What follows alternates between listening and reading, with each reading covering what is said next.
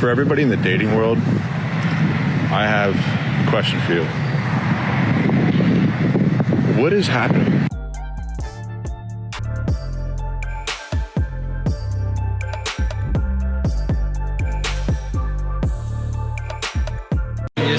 You would never cheat on him? Never. Huh? Wait, what'd you ask? You would ever cheat on him? Yeah, I would, but he wouldn't. All I feel is anger.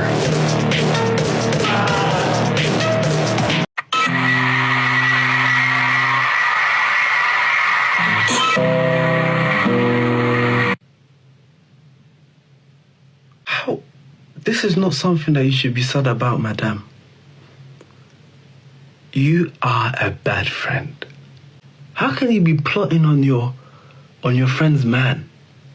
Or be fantasizing over your friend's man? Stop it. And she better not try and tear that relationship apart out of jealousy of her best friend. And now this next guy spent nearly $9,000 and she still didn't want to be his girlfriend. She said no, guys.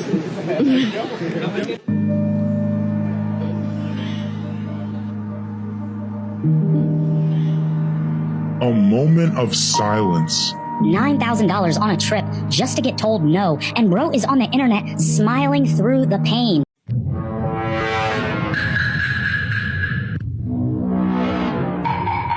You serious? He likes to have things done his way, a particular way. So let's say if I'm like cooking dinner and like I'm cutting onions, and he'll be like, "You're cutting them that way?" It's like, well, cut onions this way, and then he'll just give me a look, and then just, oh, fine, you do it. She's cutting them toward her hand. Yeah, it's not like I want my specific way. I want her to not. You just want her to cut her wrist off. It was let's have dinner, not the emergency room. Mrs. Berger, is he right about that? Yes. Yes. Yeah, she better not call him controlling if he's just trying to look out for her safety. And next we have a modern dating mindset. There's literally nothing worse than meeting somebody and having the most intense connection, fully knowing that it will never work long term, and then when it's over, missing them so much. And like, no matter what you do, you can't get your mind off of them. And it's been weeks, and I'm still in the same position. What do you mean by that? So those of you that know me know that I pretty much gave up on my marriage. And I said I was done, and I even kind of stepped out and ventured out into talking to other people and all this. And the cliche is the grass greener? Man, it is not. Can I just tell you that I feel like in general, social media has ruined dating.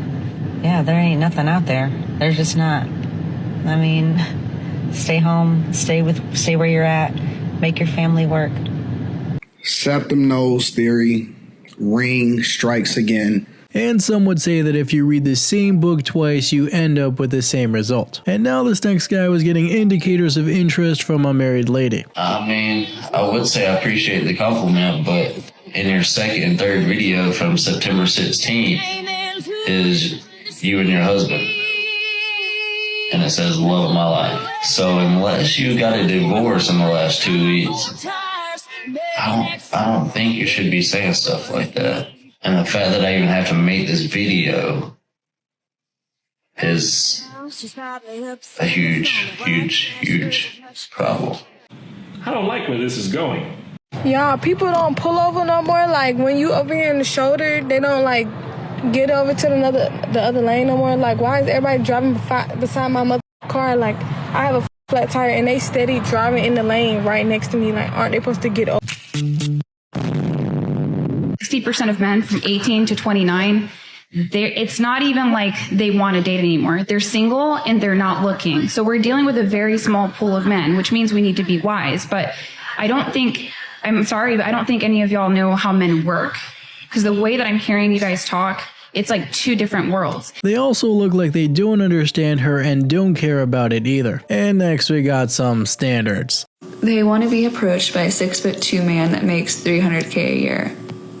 In a perfect world, duh. But those men are married. Those men are long gone off the market. Men don't really approach women in the wild anymore. This is something that is very common. We all know this at this point. Dating apps, shout out. I understand it can be intimidating, but I just got a really good compliment. And it wasn't even like a good compliment. It was just like a good segue to like have a conversation. This guy, very kindly, I could see him staring at me and I'm like, oh, here we go, you know? And he just goes, I really like your dress. And that was it. And then he left me alone. And if he had kept going with the conversation, would I have talked to him? Yeah.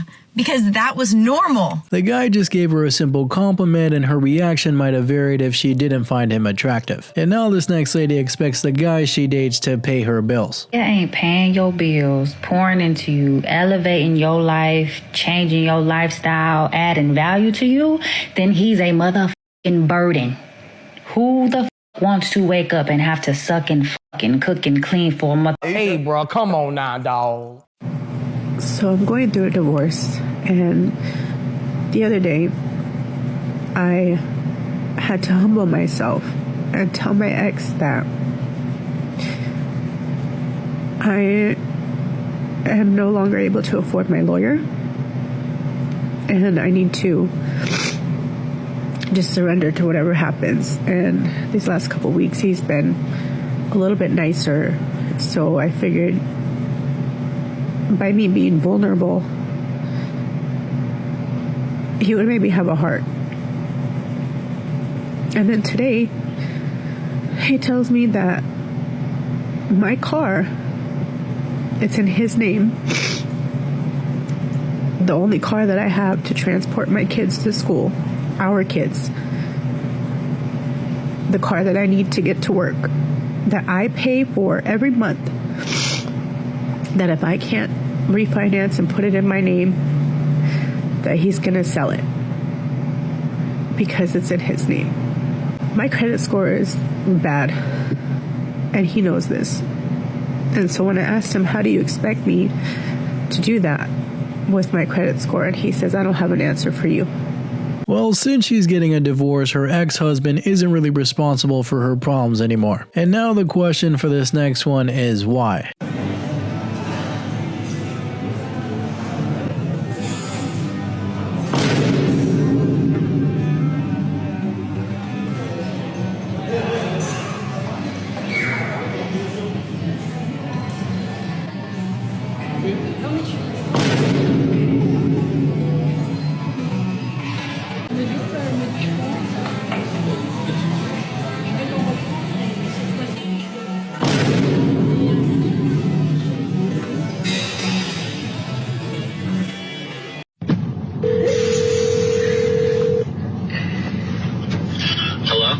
Hey, can we talk for a sec? Yeah, I guess. What's up? I know we've been through our ups and downs, but I still really have feelings for you. You're joking. No, like... What am I just supposed to overlook the fact that you my dad? You.